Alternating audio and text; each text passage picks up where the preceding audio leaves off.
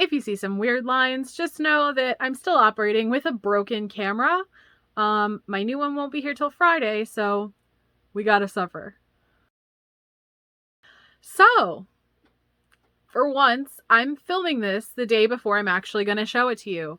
It's a little weird because I'm not used to doing that. Monday's video was a little bit different because my camera on my phone has started doing these really weird green wavy lines. It doesn't do it all the time, but if it does start to happen, that's what's going on. I'm a little stressed out because Verizon is sending me a new one, and it's kind of like one of those times where like everything breaks it the same week, but you're kind of broke. So what did you do? You ordered expensive shoes, but you didn't know everything was gonna break at once. So anyway, it's a lot of stress. It's a lot of stress. It's good stress. It's very good stress. I just started a job that I actually really so far enjoy. It's a little confusing, but I'm really kind of in love with what I'm doing right now. And it's kind of back to being in an office. But what I noticed in doing hair is that hair takes up a lot of mental space for me and leaves me almost no time to concentrate on anything else. So, I was doing hair, but even though I had time off in which to write, I was so physically exhausted that I just wasn't able to write, which is literally one of my biggest hobbies, is something I've always done. And, you know, I think I went like 3 or 4 weeks without working on any of the stories that I have in progress. And I was like, this can't happen. Like, I was depressed. I was feeling kind of listless and weird. And I was just like, you know, I just think that hair takes up the wrong amount of brain space. And that's actually going to be a whole different video that I want to talk about with you that I'm pretty excited about. But yeah, so just been a week where things have broken. I've got my car broke. My work is starting a new job. I'm still doing hair on Saturdays sometimes. I'm, like, what else am I replacing? There was something else. Oh, the phone. I'm waiting for Verizon to send me a replacement phone. Only now it doesn't look to be doing the weird thing that it was doing. I literally screen shared with Verizon so they could see it. It was very strange. And, I just really hope I don't get charged. I even threw out, thank you my 24 subscribers right now. I even threw out, I'm a YouTuber, I need my camera to work. As a joke. It was seriously, I wasn't trying for sure, but while they were logged in, I was like, you can see I can't film like this. So anyway, what do you do when everything breaks? You buy expensive shoes. So something that I always debate talking about is a little bit of gender. I can't remember if the word is dysmorphia or dysphoria. I think it's dysphoria. A little bit of just uncomfortableness that I feel, discomfort, oh my God, my brain, that I feel regarding certain aspects of my gender. And one of the things that I've had for a decade, I mean, I would say even when I was blogging the Meg's Ragged Edge, Mad Rabbit Couture projects that I had this dissatisfaction with my wardrobe. And I've explored several kinds of genres of fashion since then in an attempt to feel comfortable in what is a very feminine body that makes me feel very uncomfortable. Like, I'm very uncomfortable generally in my body. And I also don't intend to change it at this current given time, which is my business. It's not your business, but throwing it out there. So one of the ways I combat that is I've learned to draft my own patterns for clothing that makes me feel good. You know, I've learned that instead of attempting to grow out my hair, I prefer to keep my hair short. Those aren't necessarily things that, you know, reference gender. because I feel like everyone should be able to wear whatever they want, and that gender is literally a construct of society and clothing has no gender. So yes, I'm non-binary, but I do still wear dresses. But I also like to wear men's shirts, or unisex men's, I don't know. I like to wear button-ups that are not made for feminine bodies. And I like to wear, right now I'm actually wearing a pair of dress shoes that I found in the men's section of a thrift store because they made me feel good. And I started to realize that some of the cheaper items I was buying to fill a void were just actually actively making me feel worse, because they didn't suit the aesthetic that I was aiming for, which tends to be what I call dead Victorian lady of the night. And so it is, you know, there are feminine aspects of it. I like ruffles. I like high collars. I like structure, and I'm not inclined to DIY structure. But in addition to just trying to have a more sustainable wardrobe, I also want a very gender affirming wardrobe. And I noticed specifically with shoes, I was not getting that. In my attempt to look a certain way or project a certain image, I was purchasing things that were not perfect. And I've noticed that if you purchase something perfect, you only have to purchase it once. So I kept looking at, you know, I just personally kept looking for like a perfect Victorian boot, because I felt if I had a Victorian inspired boot, like a granny boot, like the 90s had that nice surge of granny boots, those were my favorite kind of boots to wear. I felt good about my body when I was in them. I'm on my feet a lot. I take that very seriously. So if I could find a good pair of those boots that lasted for a long time, that would be perfect for me. And we, last year, were in the pandemic. We were approaching autumn, and I have stalked Fluevog's website for very many years.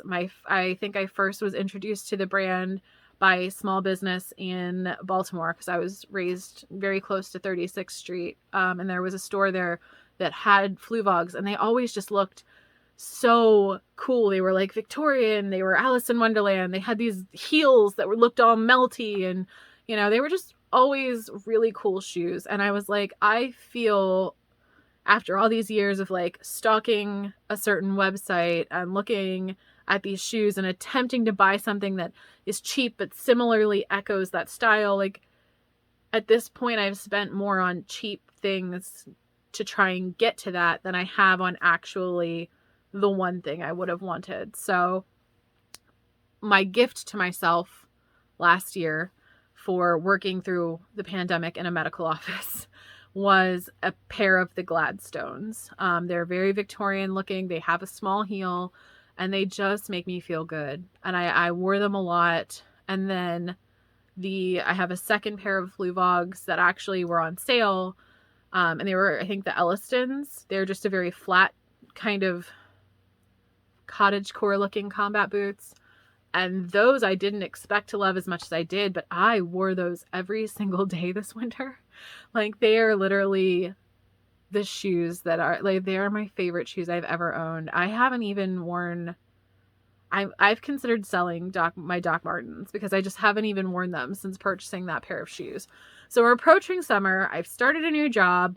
This was before everything broke. This was before. I was like, let me do a video about these shoes, because a couple of you in the comments and a couple of people on my Instagram and a couple of people on my Facebook have said, oh my God, you're so lucky to have thrifted Fluevogs. I bought them and they were expensive, but I feel like it's been worth it, because I feel like myself when I'm in these shoes. And I think that no matter what it is, like if it's something that you can afford or you can at least save up for, if it's something that you feel good about yourself when you're wearing it, then I think it's okay. You need to learn that it's okay to have those things. It doesn't have to be expensive. If you have one dress that you found that you want to wear every day, so you get all of the colors, That's fine. I use one dress pattern. This dress pattern, I use it all the time. And I literally wear the same style of bodice every day because I just like it.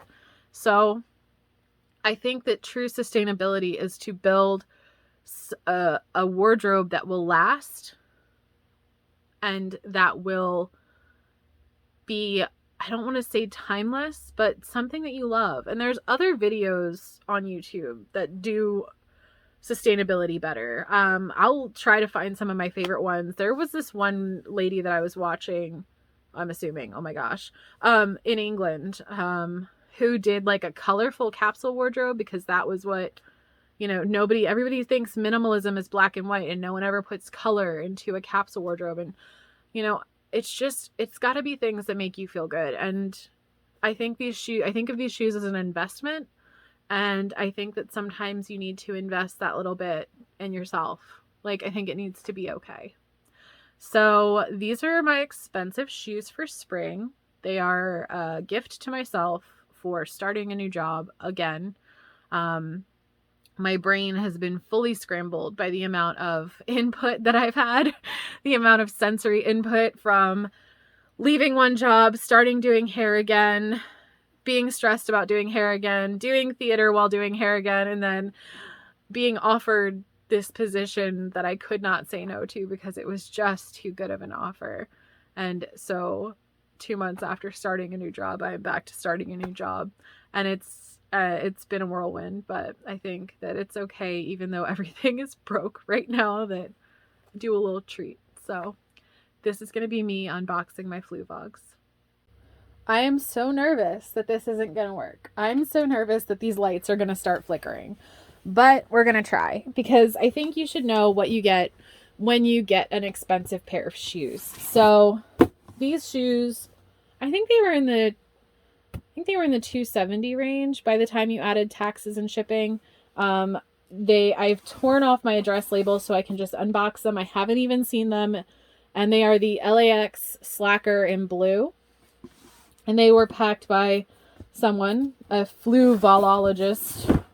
So it comes with this cool little label and pattern on the box. The branding is really cool, very artsy, which is, I think, you know, what drew me to the brand in the first place. So right now I'm just gonna,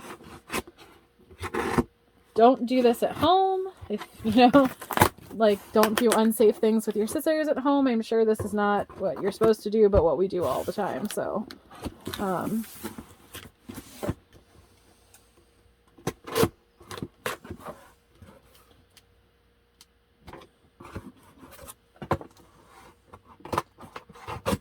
right. So you open the box and you are greeted with this. I should just have known that these shoes were going to be my favorite shoes of all time based on the color of the box, because this is my favorite color of all time. So the fact that their shoe boxes are also this color blue just really makes me happy. Everything in my life needs to be this color blue. So it comes with the John Fluevog on the top. It's very fancy. And then you open it. And inside the box, there's graphics printed. So you can see there's pictures, I'm going to guess, of John and his wife. I'm not sure. And then there's cool little words inside. It's in other languages. The English reads, "There are two types of people in the world, those who shy away from attention and those who wear Fluevogs," which is kind of funny. "Stand proud in the love you have been given, truth and integrity since 1970. It's kind of nice, you know, like, average shoes are not going to kind of give you that experience. It is an experience, which is why I wanted to share it with you. At Halloween, when I bought the first pair of Fluevogs, they sent me candy. And then, so inside, it comes with a letter. It says on the envelope, "We are passionate and we are good. We embrace peculiarity. We love, we live. We are short, tall," stuff. Like, I'm not going to read the whole thing, but it's really nice. Like, really nice. John Fluevog's, like, signature on the back. And then, oh no.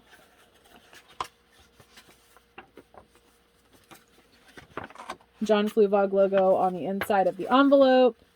And then I'm going to take the receipt out because I think it has my address on it. Yes. So receipt is out. Oh, yeah. It's actually also John Fluevog receipt paper, just so you know. There's little hearts with his name on it.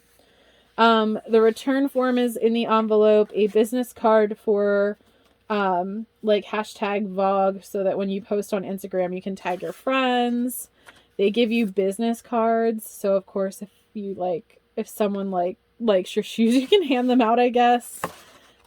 Flu care tips for your LAX, like what products you can buy from them to maintain your shoe. I should have probably done some of that for my other boots, but I didn't. And then it gives you a newsletter. I won't read the whole thing, but it gives you like a cute little newsletter to read about, you know, the team and how they're handling things going on in the world. All of my shoes have come with a newsletter, which I think is sweet. And I like this. It comes with a little bag too. So it comes with a Fluevog bag for your shoes. So, and it says, always hold on to the truth. Don't let others sway your heart. Don't compromise yourself for the sake of temporal grooviness. Be separate from the crowd that's awash with normality by standing on a firm foundation. Never waver in your love or faith. And in all you do, please wear my shoes. Which I think is kind of funny and cute. Like, it's both an affirmation and marketing. So now we get to unwrapping my shoes. Let's just make sure I'm in frame. Okay, good, I am. So you get the Fluevog tissue paper, of course. Now, my fake wife and I, Megan, had a disagreement about these particular shoes. Because Megan felt that it was very limiting. The pink and the orange and the blue being together, it limited what you were able to wear them with.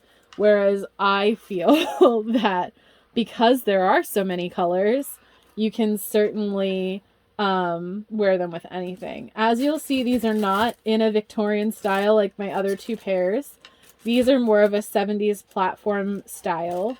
To me, what appealed to me about them is they both are platformy, so they have that chunky heel, but also they look like bowling shoes. And I've always, always, always wanted a pair of bowling shoes. So I bought these. Take the other one out so you can see them. And I don't know, I just think they're really nice. The downside is, and what Megan was teasing me about, is these 3 laces are unable to be switched out. They're false laces, so you literally can't take these out. So these have to stay orange forever, which is a little depressing. But so far, I really love the color. I think that the heel is wonderful. They're a little more solid than I gave them credit for. And then I like that on the bottom they have these too. So like it says, take it easy, let it be, trust. And this one says, relax and be who you were made to be. So they're just really, I don't know. I feel like the experience that you get and how special they are when you get them really also kind of adds to these particular shoes. Blue is my favorite color, and I think that they'll match a lot of things. And then at the very bottom, it looks like there's just like a list of the stores that they are packed from. So that is the end of me unboxing them. I'm going to give them a try on and I'll let you know how it goes.